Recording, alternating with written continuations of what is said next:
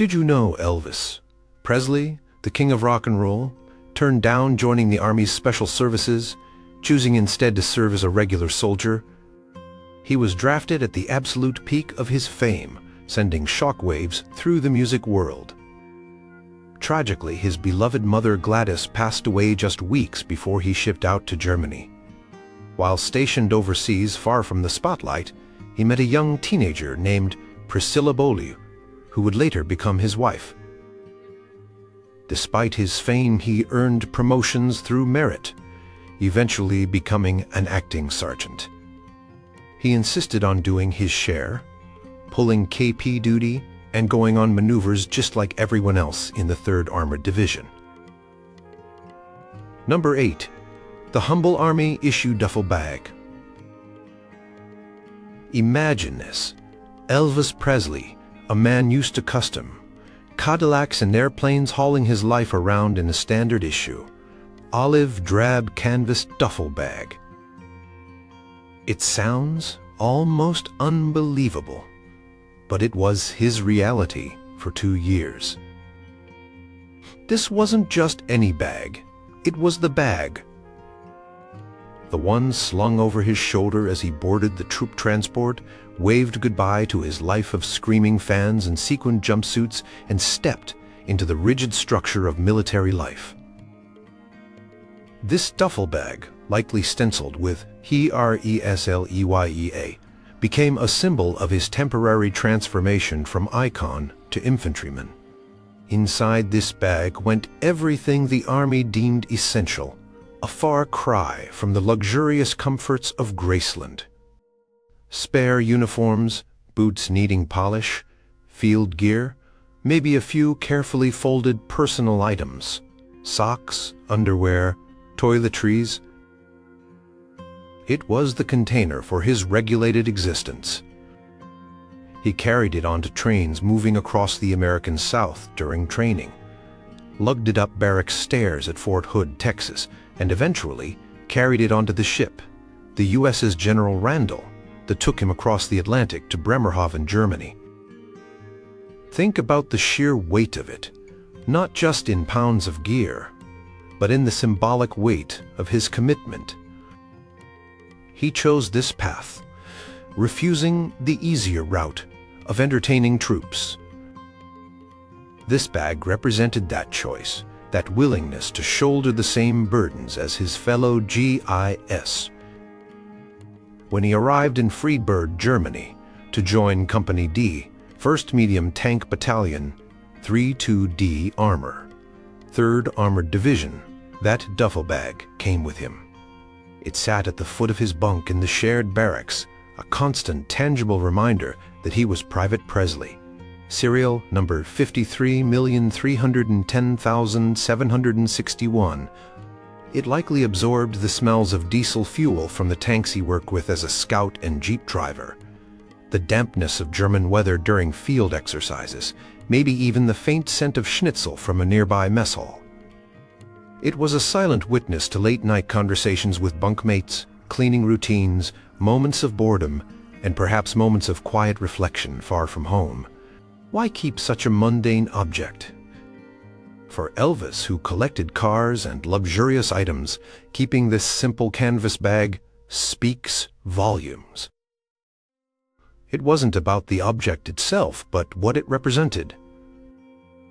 It was a tangible link to a period of immense personal change. He entered the Army as a grieving son, having lost his mother Gladys shortly before deployment, a devastating blow. He served during the Cold War, a time of global tension. He formed bonds with ordinary men, sharing experiences that transcended fame.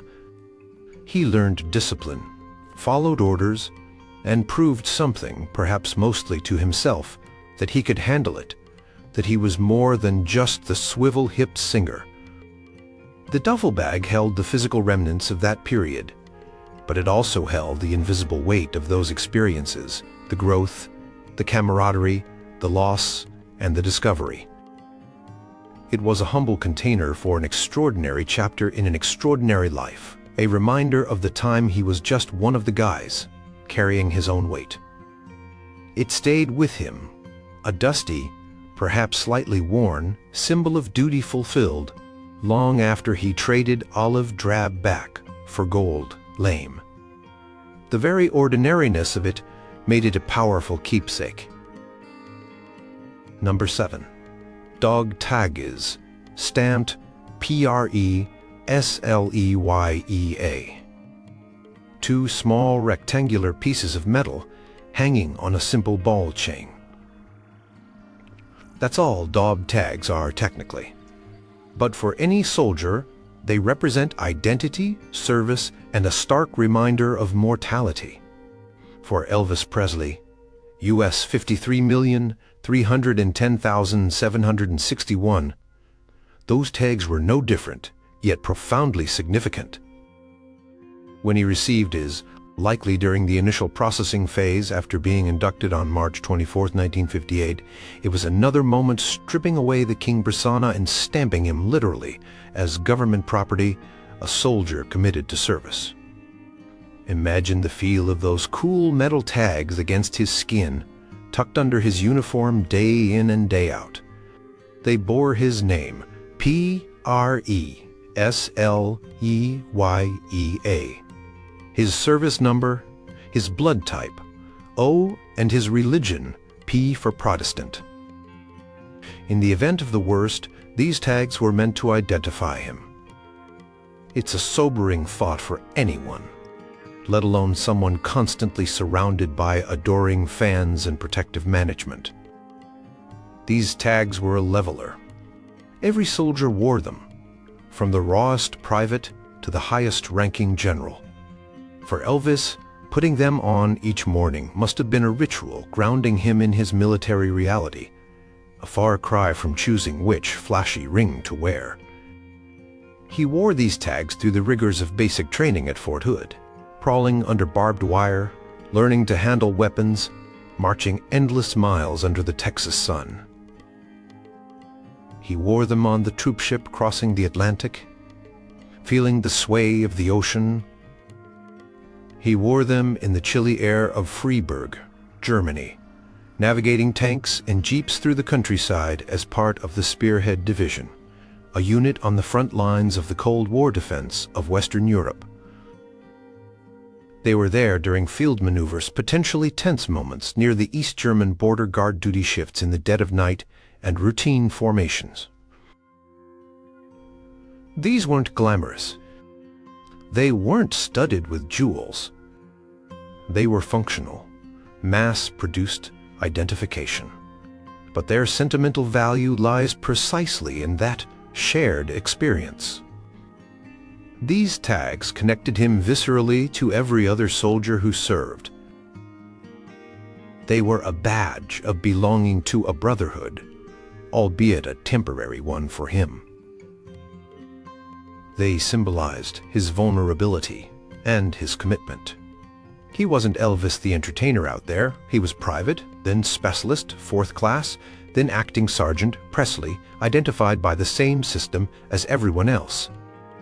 Keeping his dog tags after his honorable discharge in March 1960 meant holding on to a piece of that identity.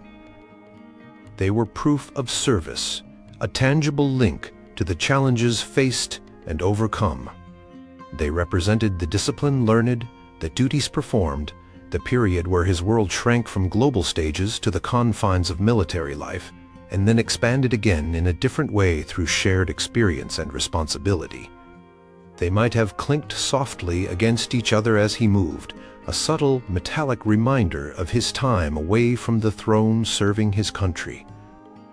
For a man whose image was so carefully kibruted, these unadorned tags represented something raw, real, and undeniably part of his story.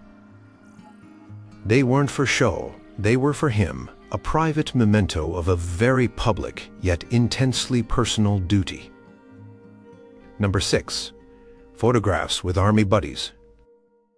Elvis Presley was one of the most photographed people on the planet. But the snapshots he kept from his Army days held a different kind of significance. These weren't publicity stills or screaming fans mobbing him. These were casual, often candid photos taken with the guys he served alongside, his bunkmates, fellow scouts in the 3rd Armored Division, the men who knew him not just as the king but as Presley, the guy who pulled KP duty, drove a Jeep, and shared laughs and gripes about Army life. Think about the context. Here's Elvis, used to being the center of attention, suddenly thrust into an environment where camaraderie and teamwork were paramount. He formed genuine friendships. There are numerous photos from his time, particularly in Germany, showing him smiling arm in arm with fellow soldiers. Sometimes they're posing in front of a tank or jeep, sometimes just relaxing in the barracks or off base during leave. He's often seen grinning, looking relaxed in a way rarely captured in his official press photos. He's not performing. He's just being one of the guys. These photos capture moments of shared experience. Maybe one shows Elvis and his buddies after a muddy field exercise, grinning despite the exhaustion. Another might capture a group enjoying downtime, perhaps listening to music, ironically, maybe even his own records, or playing cards. There are photos of him participating in drills, learning karate, which he seriously pursued during his service, or simply hanging out. These weren't photos meant for public consumption. They were personal keepsakes, reminders of the bonds forged under unique circumstances. The men in these photos, names like Charlie Hodge, who later became part of Elvis's Memphis Mafia, Joe Esposito, who also became a close associate, Rex Mansfield, William Norval, and many others, shared a specific period of his life that was unlike any other. They saw a side of Elvis few others did. They saw him cope with the grief of his mother's death from thousands of miles away. They saw him handle the pressures of fame while trying to fit into the rigid structure of the military. They shared inside jokes, tedious duties, and the experience of being young men serving their country far from home during the Cold War. For Elvis, keeping these photographs was about preserving those connections and memories. They were visual proof of his time as a regular GI, a period he often spoke of with a degree of pride. These weren't just pictures. They were frozen moments of normalcy, friendship, and shared duty. Looking at them later must have transported him back to the specific smells, sounds, and feelings of his time in uniform. The camaraderie in the barracks, the rumble of the tanks, the German landscape, the shared jokes and anxieties. They represented a time when, despite his global fame, he found a sense of belonging and acceptance based not on his stardom, but on being part of a team. These simple snapshots, perhaps tucked away in an album or box, were invaluable personal reminders of the friendships that helped him navigate one of the most challenging and formative periods of his life. Number 5. Letters from home, especially from family and Priscilla. Mail call was a lifeline for soldiers stationed far from home, and for Private Presley, it was no different. Despite his fame, the anticipation of receiving letters, especially personal ones, was likely a significant part of his routine. Among the most cherished mementos from this period were the letters he received, particularly those from his family back in Memphis, and later from the young Priscilla Bowley, whom he met in Germany in September 1959. Imagine Elvis, after a long day of training or maneuvers, finally getting a chance to read news from home. Letters from his father Vernon and his grandmother Minnie Mae would have kept him connected to Graceland, providing updates on family matters, friends, and perhaps the business side of his career, which was being carefully managed in his absence. These letters were a tangible link to the life he had temporarily left behind, a reminder of the deep family bonds that were so important to him, especially in the wake of his mother's recent death. Reading familiar handwriting, catching up on simple everyday news from Memphis, must have provided immense comfort and a sense of grounding amidst the unfamiliarity of military life in a foreign country. The letters likely carried news both big and small, updates on Graceland's upkeep, messages from friends, perhaps even clippings from newspapers about his ongoing popularity back home. They were a slice of normalcy, a private channel of communication bridging the vast distance between Tennessee and Germany. These weren't fan letters, though he undoubtedly received mountains of those too, handled separately. These were personal correspondences, carrying the weight of love, concern, and connection from his closest kin. Then came Priscilla. He met the 14-year-old stepdaughter of an Air Force captain stationed nearby, and a unique relationship began. The letters exchanged between them during the remainder of his service became incredibly significant. For Elvis, corresponding with Priscilla offered a different kind of connection, one focused on the future, on romance, on something personal and unfolding separate from both his global fame and his military duties. These letters would have documented the early stages of their courtship, filled with the thoughts, feelings, and hopes of two people getting to know each other under unusual circumstances. He kept these letters. Why? Because they were intimate, irreplaceable records of human connection during a period of significant personal upheaval. They captured voices from home, expressions of love and support, and the blossoming of a relationship that would profoundly shape his future. Unlike official documents or photographs, letters contain the nuances of personality, the specific turns of phrase, the shared jokes or concerns expressed in ink on paper. They are deeply personal artifacts. Reading them years later would evoke not just memories but the emotions felt at the time of receiving them, the comfort, the longing, the excitement, the connection. Tucked away, these bundles of paper represented lifelines, threads connecting Private Presley to the people and places that defined his world outside the Army Greens. They were whispers from home and promises of the future preserved in handwriting. Number 4. His service revolver, likely a Colt or S and W model. While enlisted soldiers, typically trained with standard-issue rifles, like the M1 Garand, and later the M14, and perhaps sidearms depending on their role, Elvis, with his rank and specific duties which include leaders, might have been issued or authorized to carry a service revolver or pistol at certain times. More significantly, upon discharge, soldiers were sometimes permitted to purchase their service sidearm or a similar regulation firearm as a memento. Whether Elvis acquired his specific service weapon or a symbolic representation, a regulation Army sidearm from that era became a keepsake. Think about the weight and feel of a Cold War-era military handgun, likely a .45 caliber pistol like the M1911, or potentially a .38 caliber revolver. For Elvis, who later became known for his collection of firearms and his interest in law enforcement, the pistol he trained with or carried during his service held a special meaning. It wasn't just a weapon, it was a tool of his trade as a soldier, a symbol of the responsibility and potential danger inherent in military life, especially serving in a front-line division in divided Germany. Learning to handle, clean, and qualify with a sidearm was part of his training.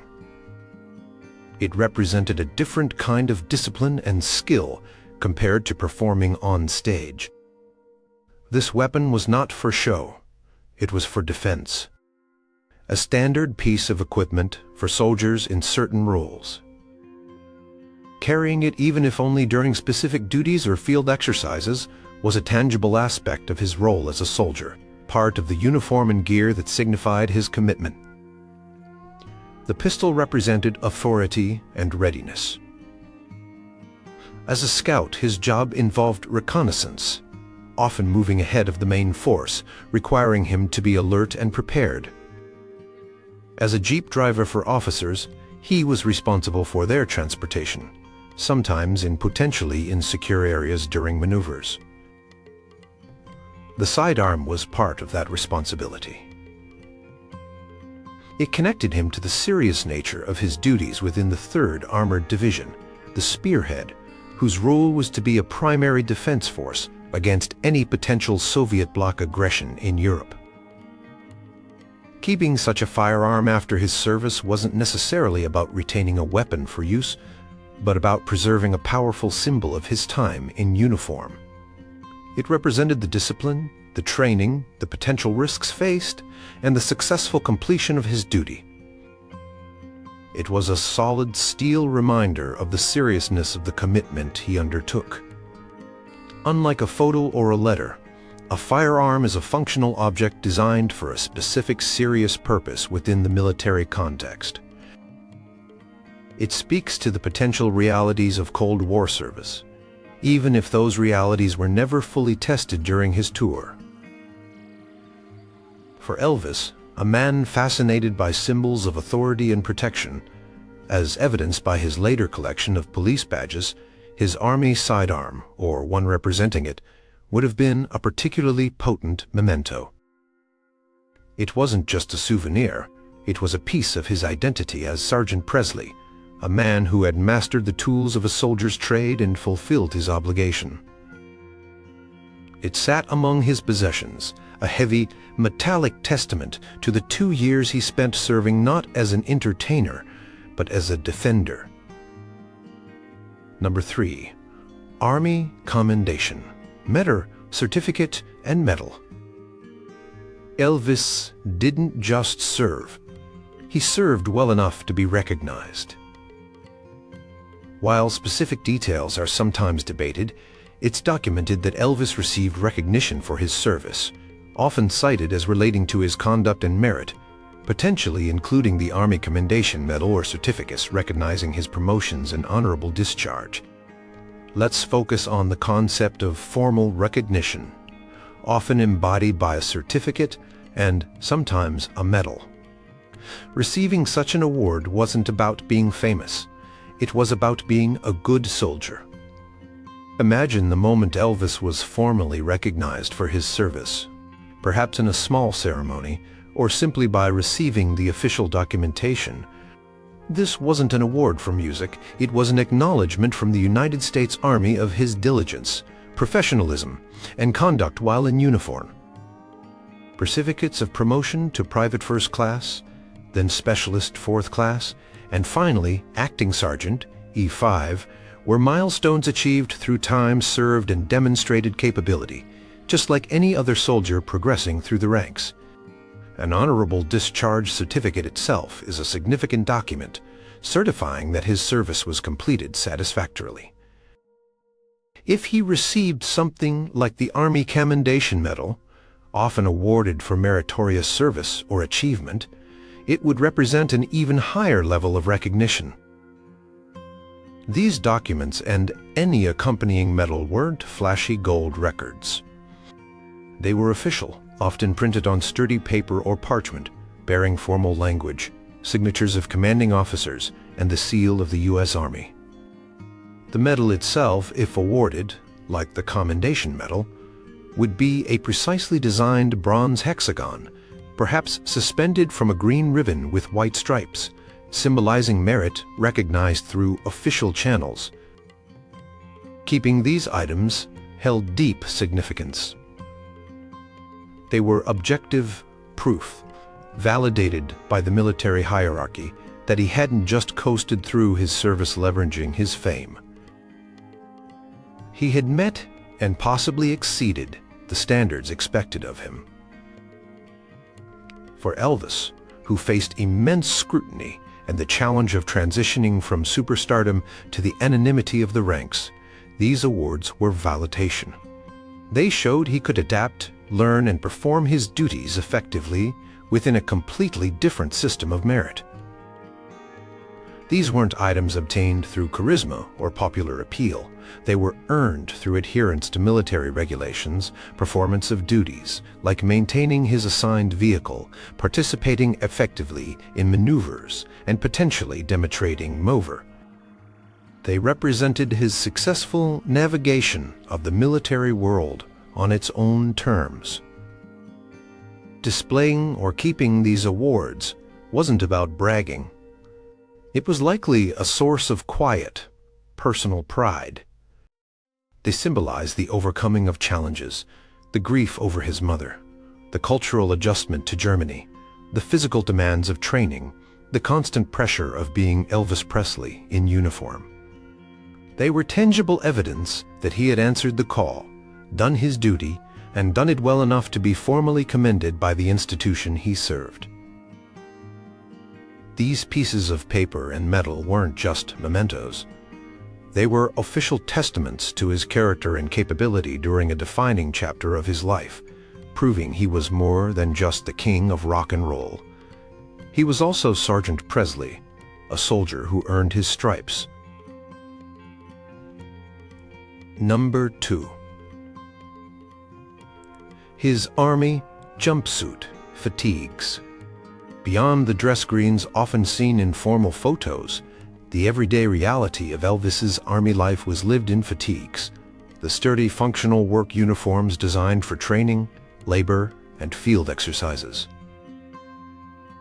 These were likely the HBT, herringbone twill, cotton fatigues common in the late 1950s, probably an olive drab shade, OG 107. Keeping a set of these well-worn work clothes might seem less glamorous than preserving a dress uniform.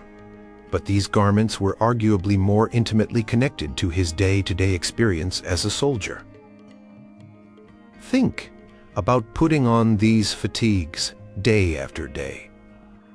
They weren't tailored for style. They were designed for durability and practicality. Elvis would have worn these while performing maintenance on jeeps and tanks, participating in demanding physical training, crawling through mud during field problems, cleaning his equipment, and doing the hundreds of routine tasks required of an enlisted man. These uniforms absorbed the sweat, grease, dirt, and grime of Army life. They were the clothes he worked in, the clothes he likely felt most like a regular soldier in. These fatigues would bear the marks of his specific job. As a member of a scout platoon in a tank battalion, his uniform likely collected dust from German roads, grease from vehicle maintenance, perhaps snags from moving through brush during reconnaissance exercises. The fabric would have softened with repeated washing, but also potentially thinned at the knees or elbows from wear. Patches indicating his name, Presley, his unit, 3rd Armored Division Spearhead Patch, and eventually his rank, specialist or sergeant stripes, would have been sewn onto the collective, yet identifiable within it. Wearing these fatigues placed him on the same visual level as his comrades. When everyone is dressed in the same functional gear, distinctions of civilian status fade. This uniform was an equalizer. It was the outfit he wore when learning new skills, following orders from superiors, and working as part of a team. It represented the hands-on, often unglamorous reality of his service. He wasn't singing hound dog in these clothes. He was likely checking tire pressure, navigating by map, or standing guard duty. Why keep such a utilitarian garment? Because it was real. It represented the core of his Army experience, the work, the discipline, the shared environment with his fellow soldiers. Unlike the dress uniform worn for inspections or leave, the fatigues were lived in, worked in, and arguably more representative of the transformation he underwent. They were a tangible link to the physical reality of being a soldier, the exertion, the environment, the routine. Holding onto a set of these fatigues meant preserving a reminder of the daily grind, the camaraderie forged through shared tasks, and the satisfaction of doing a job, however mundane, as part of a larger mission. It was the uniform of Private Presley, Specialist Presley, Sergeant Presley, the soldier, not the star. It was perhaps the most authentic peccade of his time, spent simply being one of the troops, a memento steeped in the reality of his service. Number 1. The keys to his rented house in Bad Nauheim, Germany. While serving in Fredberg, Elvis didn't live in the barracks the entire time. After his initial period, and especially as he gained rank and perhaps more privileges, or simply sought more privacy given his unique situation, he rented off-base housing nearby in the spa town of Bad Nauheim. He rented a couple of places, notably a 5-bedroom house at Goethestrasse 14, where his father Vernon, his grandmother Minnie May, and some friends, like Red West and Lamar Fike, came to live with him. The keys to this house became an incredibly sentimental memento. These weren't just any keys. They were the keys to a temporary home, a sanctuary away from the structured life of the army base and the constant, albeit muted, pressures of his fame. This house on Goethestrasse represented a slice of normalcy and family life recreated thousands of miles away from Graceland. It was where he could retreat after a day of military duties, take off his uniform, and be surrounded by familiar faces from Memphis. It was a place where he could attempt to bridge the gap between his life as a soldier and his identity as Elvis Presley, son, grandson, and friend.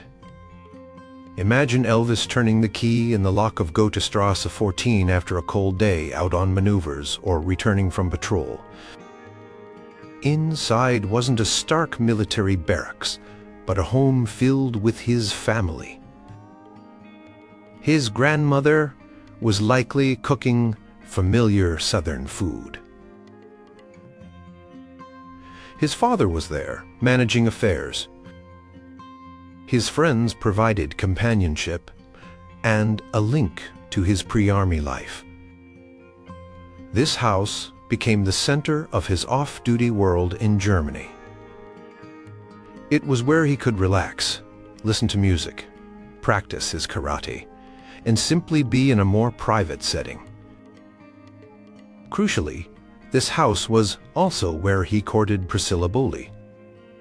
After meeting her in September 1959, she became a regular visitor to the house, chaperoned, of course. The living room, the porch, the private spaces of this rented German house became the backdrop for the development of their relationship. It was where they talked, listened to records, and got to know each other away from prying eyes. The keys represented access to this private world where significant personal events unfolded. Keeping these keys after leaving Germany and returning to the U.S. meant holding on to a symbol of that unique period. They represented family resilience, recreating a home environment under challenging circumstances. They represented privacy and refuge, a space away from the demands of both the Army and his public persona. And they represented the beginning of one of the most important relationships of his life. The keys weren't just metal. They unlocked memories of laughter with friends, comforting meals cooked by his grandmother, serious conversations with his father, and the tentative beginnings of romance with Priscilla. Unlike his uniform or dog tags, which symbolized his role as a soldier, these keys symbolized the life he built around his service. They represented his ability to maintain connections, find comfort, and experience significant personal growth, even while fulfilling his military obligation abroad. Tucked away perhaps in a drawer at Graceland, these simple house keys were a potent personal reminder of the home he made in a foreign land, a sanctuary that sustained him during his time away, and the place where seeds for his future life were sown. They were keys to a house, but also keys to a crucial chapter of his personal journey.